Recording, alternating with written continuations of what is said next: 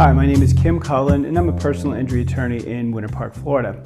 We represent people who've been involved in a wide variety of accidents, and some of our clients are injured significantly enough that their doctors have recommended surgery for them. In many of those cases, and for a multitude of reasons, our clients decide to delay or put off having surgery. And at the same time, they also hope to get their personal injury cases settled.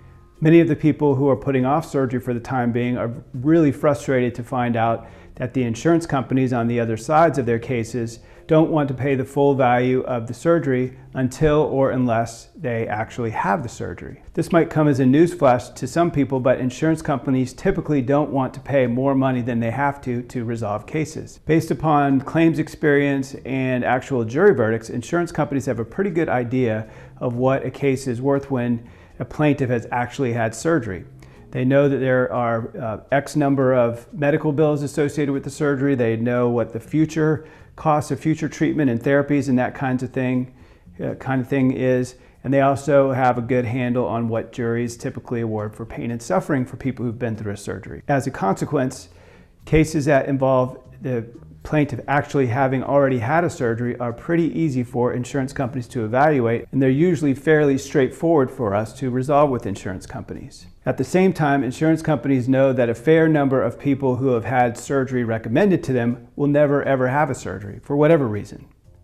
And so insurance companies are very hesitant to compensate those people for the full value of a surgery because they feel like if they do pay them the equivalent of surgical money, that it's going to end up being a massive windfall for the folks who don't have surgeries. And people in insurance companies sometimes lose their jobs when they pay claims where the plaintiff receives a massive windfall. Instead, insurance companies usually hedge and will usually offer the plaintiff a fraction of what the true surgical value of a case would be if they're not wholly convinced that the person's going to have a surgery. And a lot of people think this is unfair because it puts the onus on the plaintiff to make some important decisions. Do they have the surgery, or do they risk taking the case to trial, or do they accept less than what a true surgical number would be? And that's one of the things that we help people do every day, is helping make these kinds of decisions in their personal injury cases.